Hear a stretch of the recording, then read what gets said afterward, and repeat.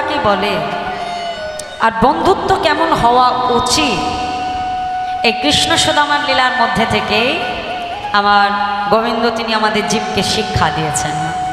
তাই আজ সেই পরম বন্ধুত্বের কথা, লীলা কথা আমরা সাধন করব। আজ আমাদের আস্বাদনের বিষয়বস্তু কৃষ্ণ ভক্ত সুদামা। নিতাই গৌর হরি বল, হরি বল, হরি বল, হরি বল, হরি বল। জয় রাধে। তাসন সর্বপ্রথম গৌরচন্দ্রিকা সাধন করি আমরা লীলা রসের মধ্যে প্রবেশ করব। রাধে রাধে রাধে। চল রাধে। তাই যে গৌরচন্দ্রিকা মা, গৌর চন্দ্রিকা শব্দের অর্থ হলো চাঁদের আলো। যেমন চাঁদের আলোতে আমাদের যদি কোনো কিছু বস্তু হারিয়ে যায়, আমরা চাঁদের আলোর সাহায্যে সেটা খুঁজে পাই না, ঠিক তেমনই এই কলিযুগে গোড়ারূপী চাঁদের আলো আমাদের হারিয়ে যাওয়া সেই কৃষ্ণ প্রেম রত্নধন আমরা কলির জীব খুঁজে পেয়েছি। শাস্ত্রে বলছি বাবা, যদি গৌর না হইতো কেমনে হইতো, কেমনে ধরিত আমাদের শ্রী রাধার মহিমা প্রেম রস সীমা জগতে জানা থাকে। দেখো, আর যদি আমার মহাপ্রভু না থাকতো, এই রাধা গোবিন্দের লীলা কথা কিন্তু আমরা জানতে পারতাম না। আমার মহাপ্রভু তিনি কৃপা করে জানিয়েছে বলে আমরা কলির জীব জানতে পারলাম। কারণ আমার ভগবান তিনি লীলা করেছিলেন দাপর যুগে মধুময় বৃন্দাবন। তা আমরা কলির জীব জানলাম কেমন করি না, প্রভু তিনি কৃপা করে জানালো বলে আমরা কলির জীব জানতে পারলাম।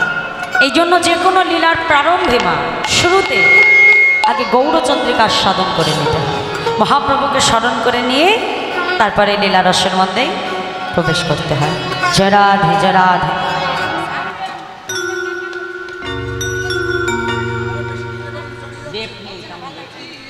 জয় রাধে, একটু বেশ দাও তো দাদা।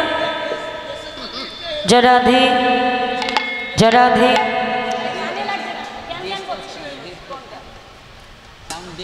জয় রাধে, জনিতাই জনিতাই, জয় গো, জয় জয় রাধেশ্যাম, হরে কৃষ্ণ। কোলে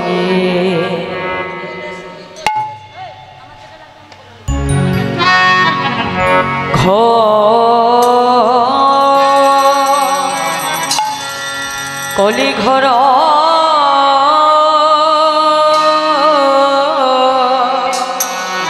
তুমি রে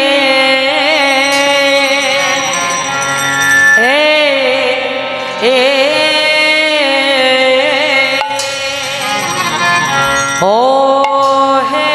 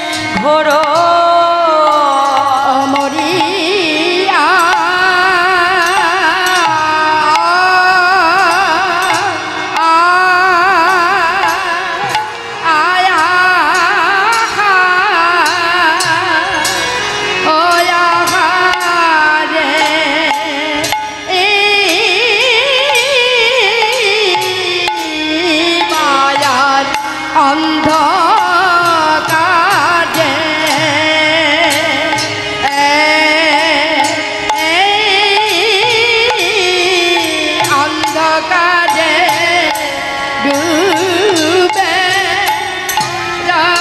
রইল হে আহামরি গর অমরে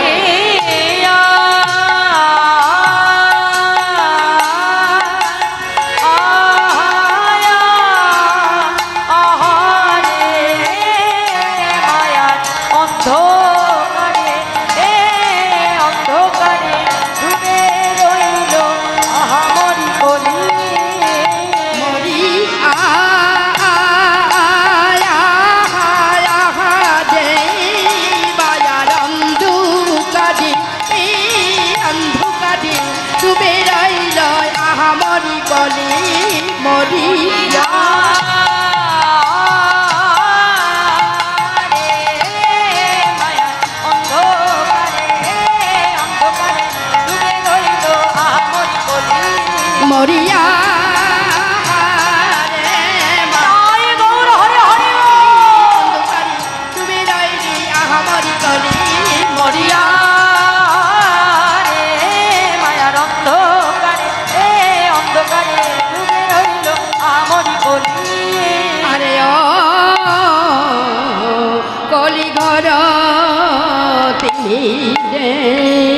কলিঘর তিমিরে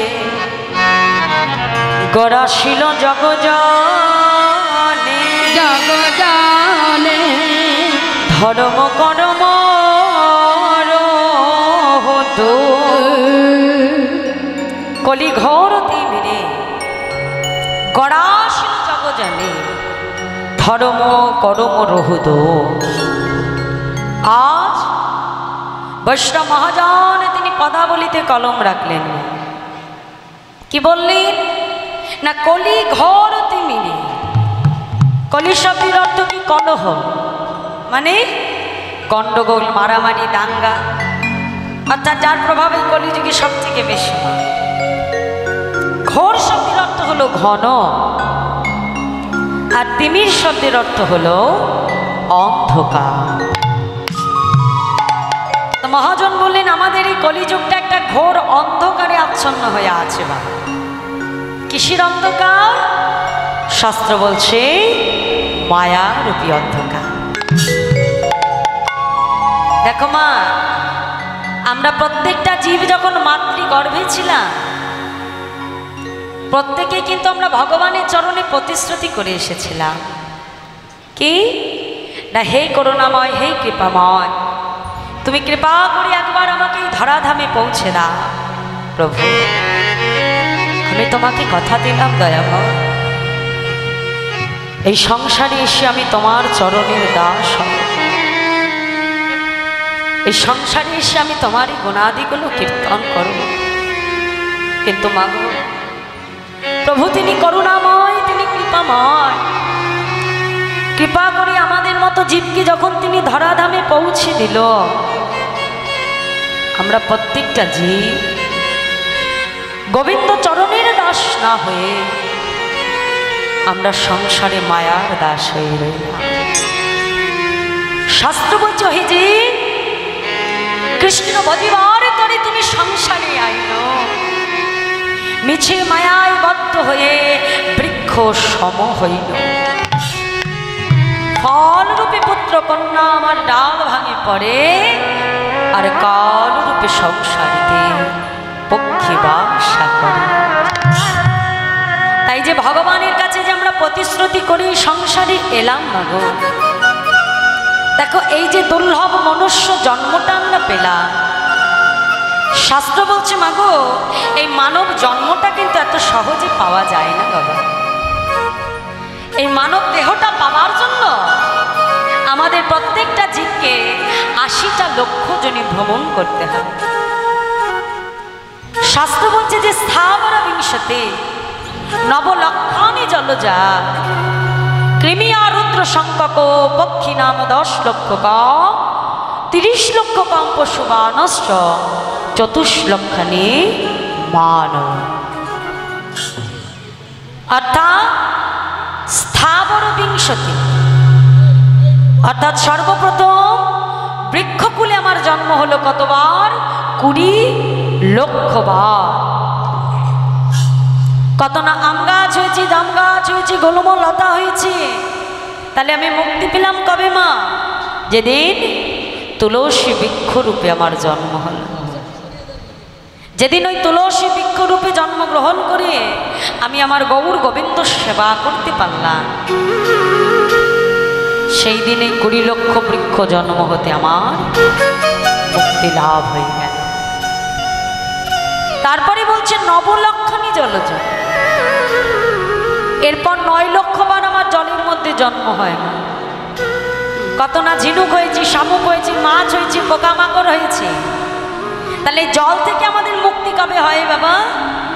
যেদিন শঙ্খরূপে আমার জন্ম হল, যেদিন শঙ্খরূপে জন্মগ্রহণ করে ওই দেহটা দিয়ে আমি আমার গৌর গোবিন্দ সেবা করতে পারলাম, সেই দিন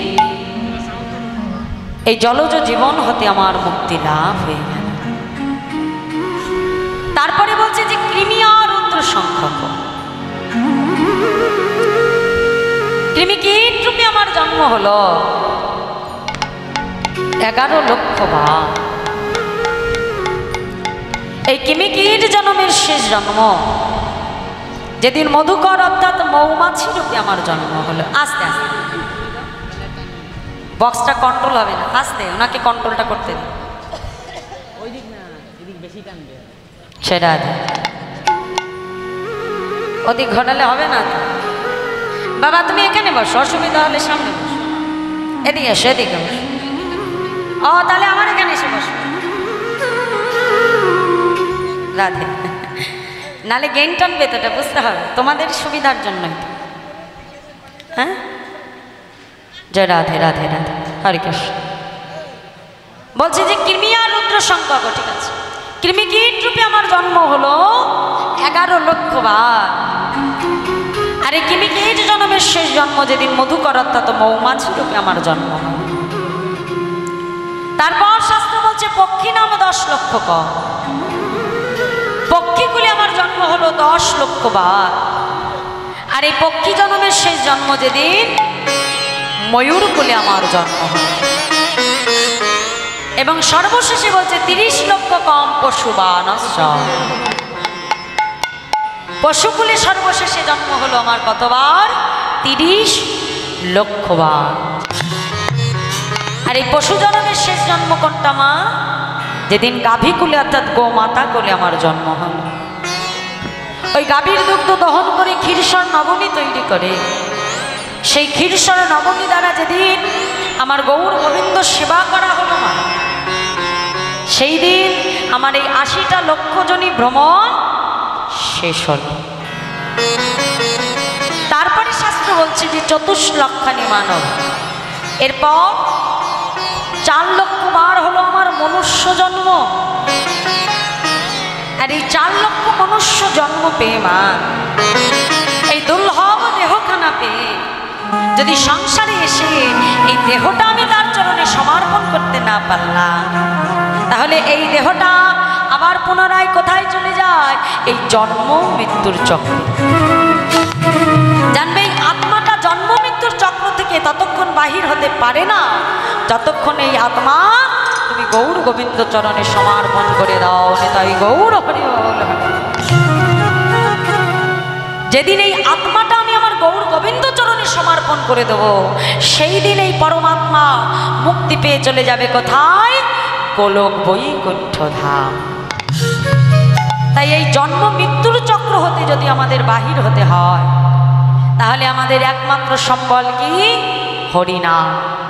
শাস্ত্রে বলছে হরির নাম হরির নাম হরির নাম কেবলম কলো নাস্তিব গতি রণ্যথা। না হরিনাম বিনা আমাদের কলিজীবের গতি নাই, গতি নাই, গতি না। তাই আজ বৈষ্ণব মহাজন তিনি পদাবলিতে কলম দিয়ে বলছে, দেখো দেখো অসাধনে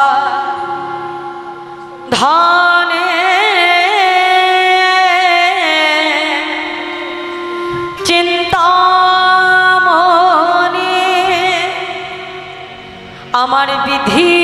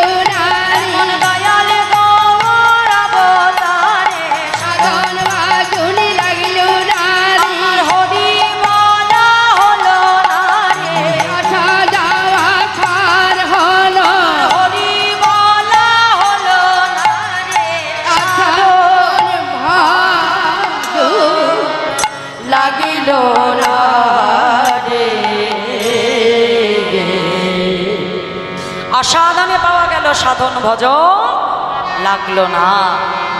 এই কলিতে ভগবানকে পাওয়ার জন্য আমাদের কোনো কষ্ট করতে লাগে না। দেখো অন্য যুগে ভগবানকে পেতে গেলে অনেক কষ্ট করতে হতো। শাস্ত্রে বলছি কৃতে যদ্ধায়তে বিষ্ণু তেতায় যজ্জতমকয় দাপরি পরিচর্যন কলো তদ্ধরি সংকীর্তনা। অর্থাৎ সত্যযুগে ভগবানকে পাওয়ার উপায় ছিল ধ্যান, ত্রেতা যুগে হলো বাবা যাগযজ্ঞ, আর দাপর যুগে হলো পূজা অর্চন। কিন্তু কলিযুগে আমার চৈতন্য মহাপ্রভু দেখলে যে আমার কলির জীবের এত সময় হবে না যে তারা যাগযজ্ঞ ধ্যান তপস্যা করে ভগবানকে ডাকে। তাহলে আমাদের কলির জীবের উপায় কি হবে মা? না মহাপ্রভু বললেন হরি নাম করো। নাম বিনা আমাদের জীবের গতি নাই, গতি নাই, গতি না। আর সেই হরিনামকে আশ্রয় করলেন আমার প্রেমের অবতার আমার চৈতন্য মহাপ্রভু। সঙ্গে নিলেন কাকে তোমা? দাদা নিত্যানন্দ প্রভু। আচ্ছা নদীয়ার রাজপথে দাঁড়িয়ে দুটি বাহু প্রসার করে নদেবাসীকে ডেকে ডেকে বলছে, নদেবাসী তোমরা সকলে আমার সঙ্গে বলো। কি বলবো প্রভু? তোমরা বলো প্রেমানন্দে মেতে হরি বলো,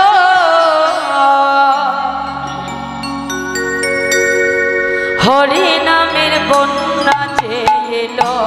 প্রেমানন্দে হরি হরি হরি নামের বন্যা যে এলো। প্রেমানন্দে মেতে হরি বলো, হরি নামের বন্যা যে এলো। প্রেমানন্দে মেতে হরি বলো, হরি নামের বন্যা যে এলো।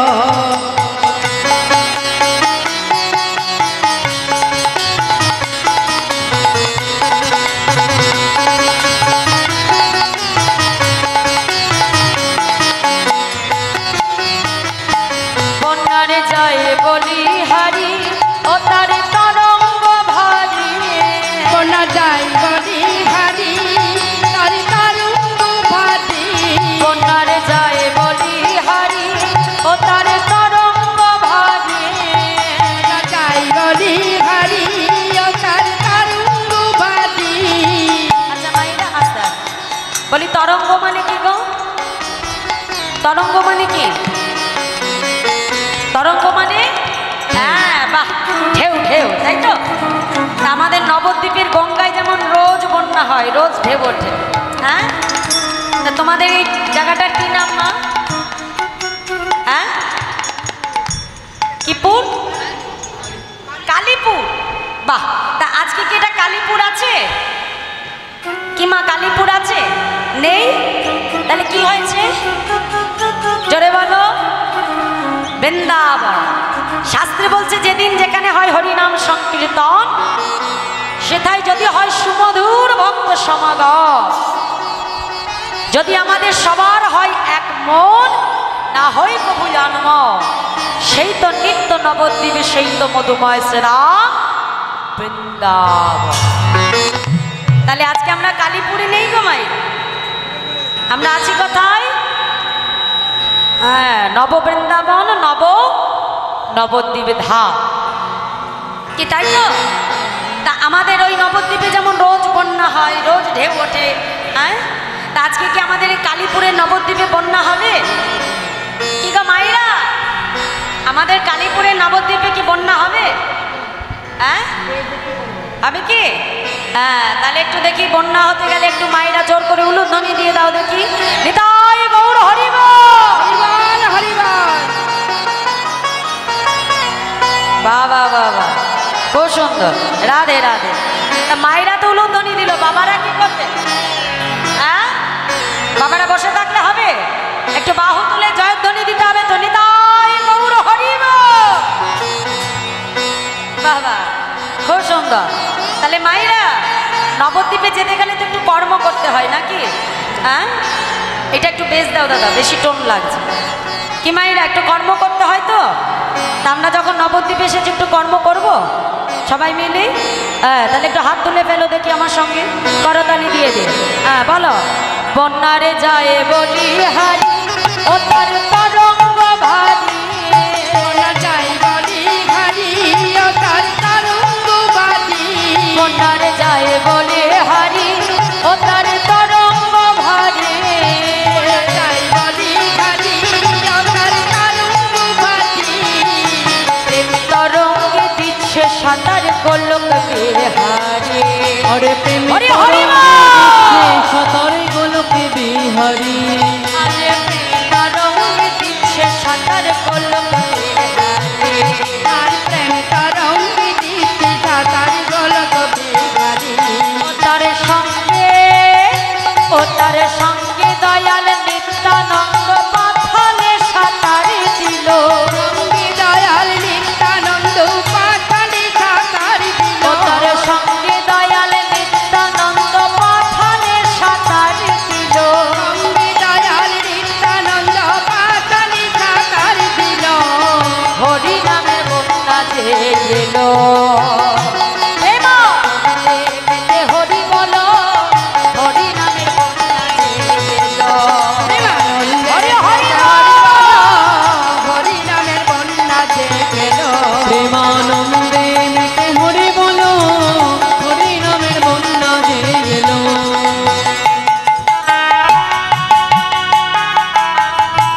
সবাই মিলে একটু বাহু তুলে হরি হরি বল, হ্যাঁ করতালি দিয়ে দে, নেচে নেচে চলে যাবো নবদ্বীপে, রাধে।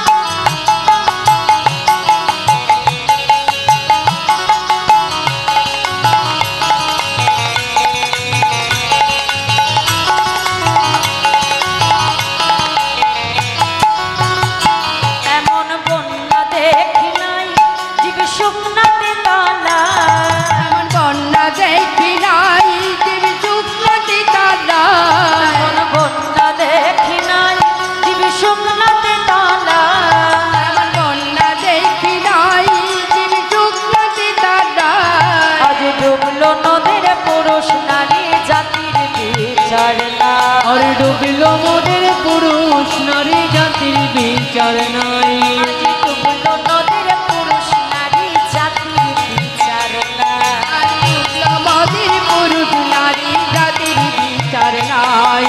আচ্ছা বলি আসতে, আমাদের হরি নামে কি কোনো জাতি ধর্মের বিচার আছে? কি গো আমার ভাই বাবারা বলো, আমাদের হরি নামে কি জাতি ধর্মের বিচার আছে কি নেই? তো বলে যদি থাকতো তবে হরিদাসে কাজীর ছেলে সেও বুঝি ডুবে গেল, দাসে কাজী ছেলে সে বুঝি ডুবে গেল, বলি হরিদাসে কাজীর ছেলে সেও বুঝি ডুবে গেল, দাসে কাজী ছেলে সে বুঝি ডুবে গেল। আচ্ছা কাজীর ছেলে মানে কি মা? কাজীর ছেলে মানে বোঝো? হ্যাঁ, মানে তিনি কিন্তু আমার আপনার মতো হিন্দু কুলে আসেনি, এসেছিলেন কোথায়? জবন কুলে, অর্থাৎ মুসলমানের ঘরে, তাই না? যার জন্য হরিনামকে আশ্রয় করবার জন্য হরিদাস ঠাকুরকে বাবা 22 বাজারে বেতনাঘাত সইতে হয়েছিল, পূর্ববঙ্গের 22টা বাজারে, এই হরিনামকে আশ্রয় করবার জন্য। তাহলে সে বিধর্মীর ঘরে এসেও এই হরিনামকে আশ্রয় করেছিল। তাহলে আমরা কি পারবো না আমাদের ঘরের ঠাকুর, আমাদের ঘরের প্রভুকে কাছে পেয়ে একবার দুটি বাহু তুলে আমরা হরি বল বলতে? হ্যাঁ পারবো তো? তাহলে সবাই মিলে দেখে একটু হাত তুলে দাও, বলো বলি হরিদাস, বলি হরিদাসে কাজীর ছেলে সেও বুঝি ডুবে গেল, দাসে কাজী ছেলে সে বুঝি ডুবে গেল, বলি হরিদাস হরি বল বলে হরিদাস, হরি হরি বল, হরি বল বলে হরিদাস,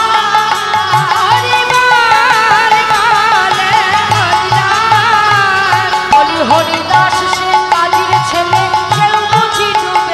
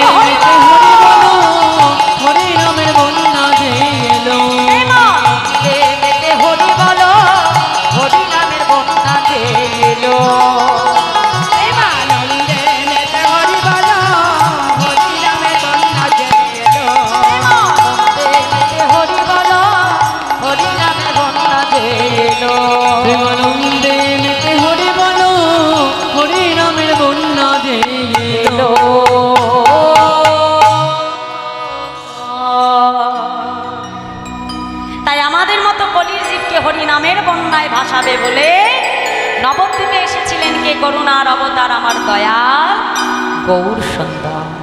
সঙ্গে নিয়েছিলেন কাকে মা? দাদা নিত্যানন্দ প্রভু। তার মতো দয়াল কোনো যুগে হয় নাই আর হবেও না। মহাপ্রভুর মতো এমন করুণাময়, এমন কৃপাময়, নিতাই গৌরের মতো এমন দয়া আর কোনো যুগে হয় নাই আর হবেও না। যে জগাই মাথায়কে উদ্ধার করবার জন্য আমার নিত্যানন্দ প্রভুকে কলসের আঘাত সইতে হয়েছিল, কিন্তু তথাপিও আমার প্রভু কিন্তু তাদেরকে প্রত্যাখ্যান করেনি। নিতাই যা তাদেরকে দূরে সরিয়ে দেয়নি। মা কি বলেছিল? মেরেছ কলসের কানা, তা বলে কি প্রেম দেব না? তুমি আমাকে মেরেছ, কিন্তু আমি তোমাকে হরিনাম দিতে ভুল করব না। জীবের হাতে ধরে পায়ে ধরে প্রভু আমার হরিনাম দিয়েছিলেন। হ্যাঁ, এই যে আগামীকাল যে তিথিটা গেল, কোন তিথি বলো তো?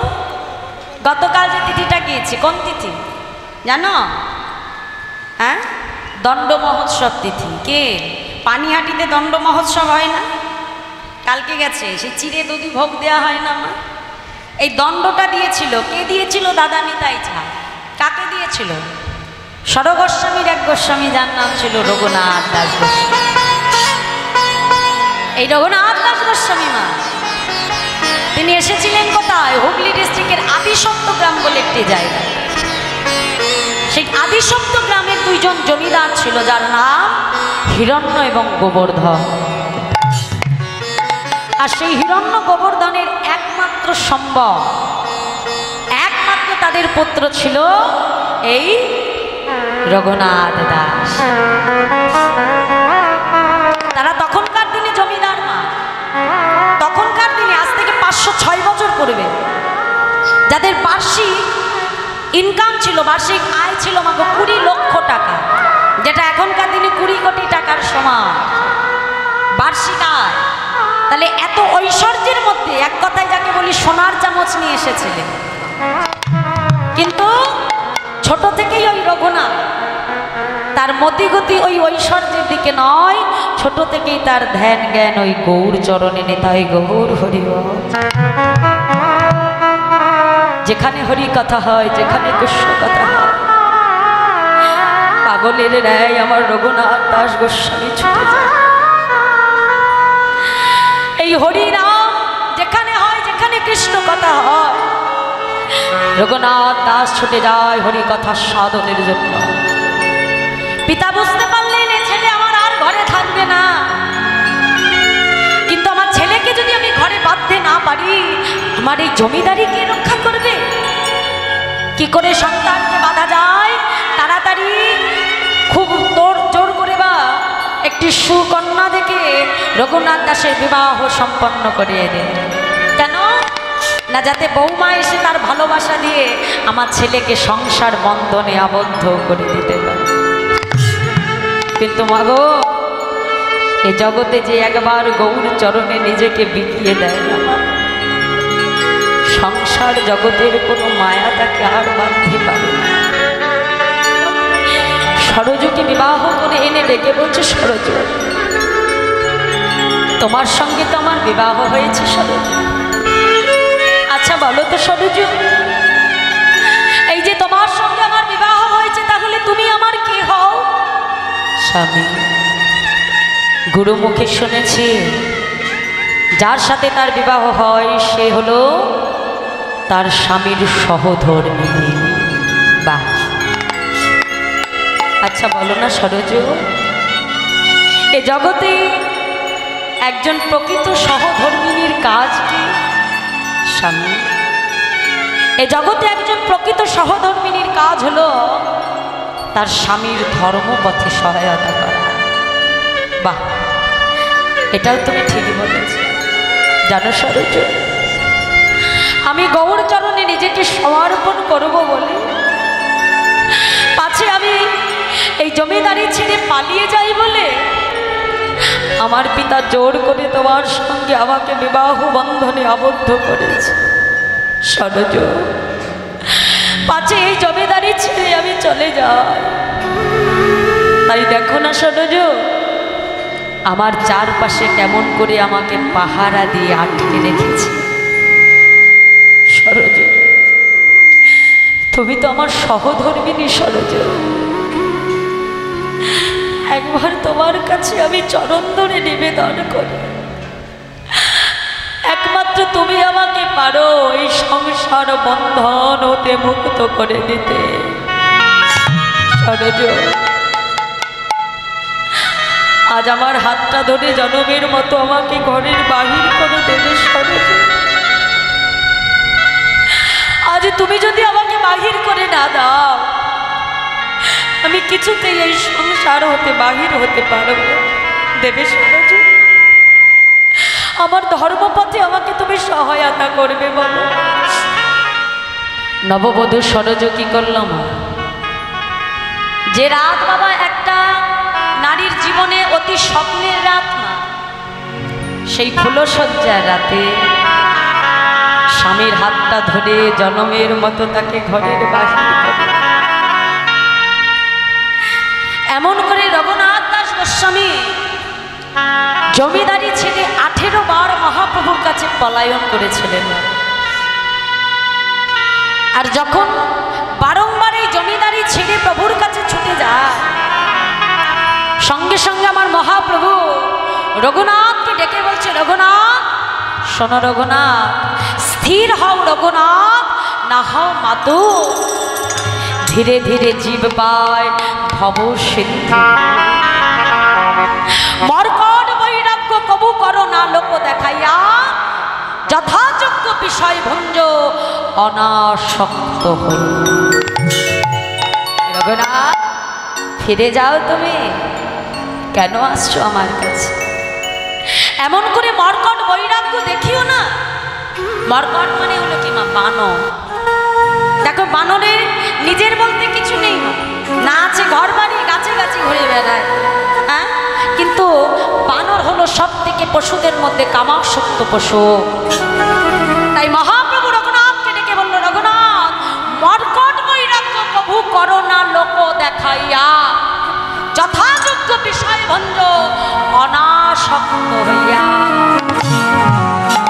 সংসারে যাও, সংসারে যে মনে মনে তুমি তাকে স্মরণ করো, দেখবে একদিন তার কৃপা তোমার হবেই হবে। নেতাই গৌর হবে। হরিবল হরিবল। বারংবার প্রভু আমার রঘুনাথকে ফিরিয়ে দিয়েছে। কেন জানো? কারণ এই রঘুনাথ দাস গোস্বামী আগে নিতাই চরণকে আশ্রয় না করে আমার গৌর চরণ পেতে গিয়েছিল। মহাপ্রভু তাকে কখনোই কৃপা করবে না যে না আগে আমার নিত্যানন্দ কৃপা পাবে। শাস্ত্রে বলছে, আশ্রয় করিয়া ভজে তারে কৃষ্ণ নাহি ত্যাজে, আর সব মরে মায়া মিছার কারণ। এই কলিযুগে যদি আমার গৌর হরিকে পেতে হয় মা, আগে তোমাকে আশ্রয় তত্ত্ব আমার নিতাই চরণকে আশ্রয় করতে হবে। রঘুনাথ চিন্তা করলো কথাটা সত্য, এমন ভাবে বারংবার আমি প্রভুর কাছে গেলে কখনো তার কৃপা পাবো না, আগে আমার নিতাই চরণ ভজনা করতে হবে। এমন সময় তিনি জানতে পারলেন নিত্যানন্দ প্রভু আছেন কোথায় না, পানিহাটি রাঘব ভবনে। রঘুনাথ দাস বিলম্ব না করে ছুটতে ছুটতে আমার নিত্যানন্দ প্রভুর চরণে শরণ নিলেন। নিতাই চাঁদের চরণে যখন প্রণাম জানালে, নিত্যানন্দ প্রভুর ভক্তরা নিতাই চাঁদকে ডেকে বলছে, হে প্রভু, রঘুনাথ এসেছে তোমার চরণে প্রণপাত জানাই, তুমি ওকে কৃপা করে গ্রহণ করো প্রভু। নিত্যানন্দ প্রভুর সঙ্গে সঙ্গে ডেকে বলছে, আয় আয় চোরা, হ্যাঁ এতদিন পরে আমায় দিলি দর্শন, আয় আয় চোরা, আয় আয় আমার কাছে আয়। চোরা বলে রঘুনাথ দাসকে উপহার দিলেন। হ্যাঁ, চোর বললেন রঘুনাথ দাসকে। কেন মা? কারণ এই গৌর প্রেম হলো আমার নিতাই চাঁদের একান্ত ধন, আর সেই গৌর ধনকে পেতে গিয়েছিল নিতাই চরণকে আশ্রয় না করে। আমি যদি কারোর জিনিস না বলে নিই মা, সেটা তো চুরি করাই হয় নাকি? হ্যাঁ, তাহলে যেটা আমার নিত্যানন্দ প্রভুর ধন, সেটা তাকে না জানিয়ে আগে গৌর হরির চরণ পাবে বলে ছুটে গিয়েছে। তাই আজ নিত্যানন্দ প্রভু তাকে ডেকে বলল, আয় আয় চোরা, এতদিন পরে আমায় দিলি দর্শন, আজ করিব আমি তুহারে দণ্ড। এসো রঘুনাথ, আজ আমি তোমাকে দণ্ড দেব রঘুনাথ। কি দণ্ড প্রভু বলো? আজ তুমি আমাকে যা দণ্ড দেবে আমি মাথা পেতে গ্রহণ করব। বলো কি দণ্ড দেবে?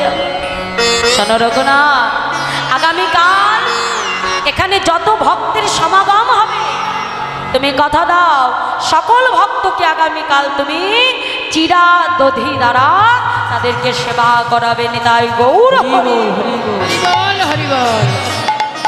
পর দিবসে রঘুনাথ দাস সকল ভক্তকে মাগো চিরা দধি সেবা করালে।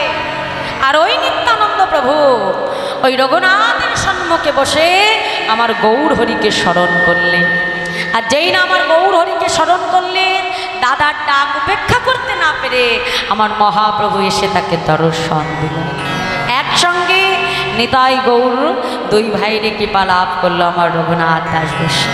নিতাই গৌরের কৃপা পেয়ে স্বরূপ দামোদরের চরণে আশ্রয় নিয়ে সেই দিন থেকে রঘুনাথ চলে গেল মধুর মধুর শ্রী বৃন্দাবন। তাই ভগবানকে পাওয়ার জন্য মা এই ঐশ্বর্য জাগতিক জগতের বিষয় দ্বারা তাকে পাওয়া যায় না। ভগবানকে কি দিয়ে পাওয়া যায় জানো? দুফোঁটা নয়ন জল শুধু বরিশন করে বলতে হবে, হে দয়াময়। আজ রঘুনাথের মতো আমাদেরও প্রভুর চরণে চাইতে হবে। কি চাওয়া মা? এই জাগতিক জগতের চাওয়া। প্রভুর চরণে দুফোঁটা নয়ন জল বরিশন করে বলতে হবে, হে প্রভু, যেদিন দেহ ছেড়ে যাবে উড়ে আমার পরাণ পাখি, ভগবানের চরণে নিবেদন করে বলতে হবে, দয়া দেখো প্রভু, এই সংসারে এসে আমি আমার জন্য অনেক চেয়েছি। নিজের স্ত্রীর জন্য চাইলাম, পুত্রের জন্য চাইলাম, এই সংসারের জন্য চাইলাম। আমি তো মায়ার জন্য জীব, দয়া কথা দাও, যেদিন এই দেহ ছেড়ে আমার প্রাণ পাখিটা উড়ে চলে যাবে দয়াময়, সেদিনে যাবার সময় হে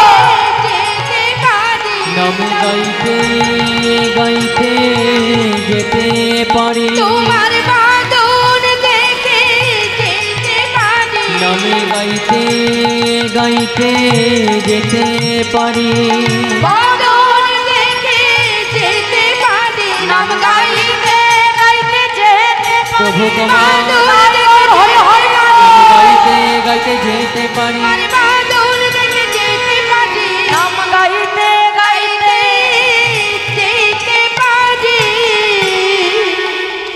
রঘুনাথ দাসের মতো আজকে আমাদেরকেও বিষয় থেকে মনকে সরিয়ে রেখে মা গৌর চরণে নিজেকে আত্মসমর্পণ করতে হবে।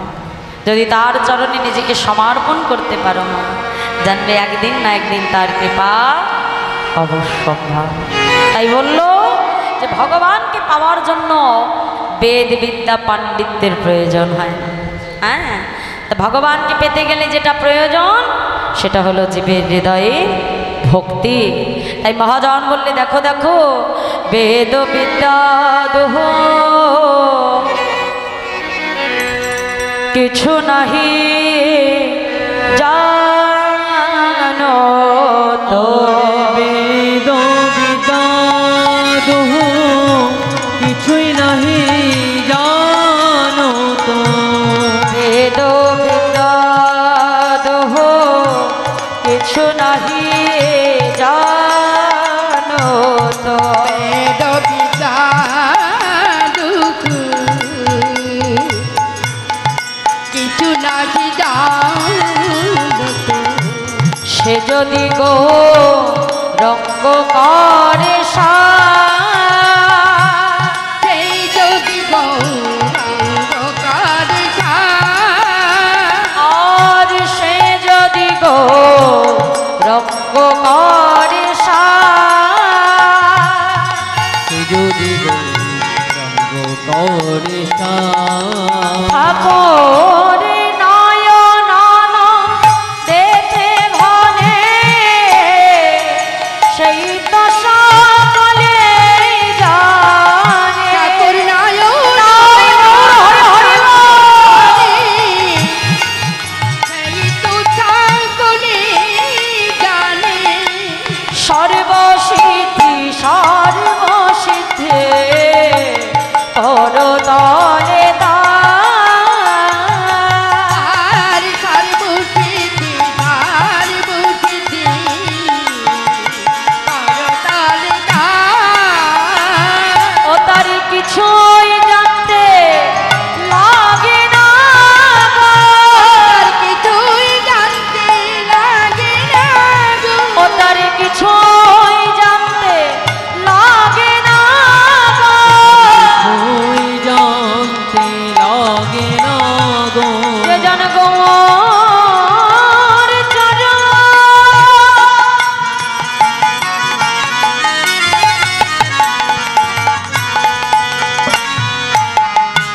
সার জেনেছে বলিয়ে সংসারকে আসার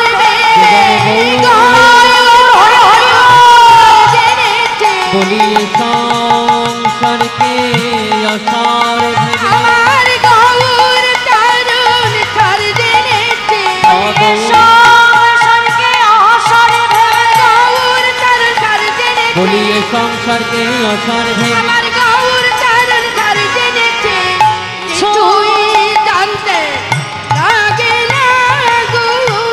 সর্বসিদ্ধি সর্বসিদ্ধি করতলে আর সর্বসিদ্ধি সর্বসিদ্ধি করতালে বেদ বিদ্যা দহু কিছু নাহি জানত সে যদি গৌরঙ্গ করে সার ঠাকুর নয়নানন্দেতে ভনে সেই তো সকলে জানে সর্বসিদ্ধি করতলে তার। তা শুন, এতক্ষণ নয়নানন্দ দাসীর সেই বৈষ্ণব মহাজন পদাবলী আমরা সাধন করলাম।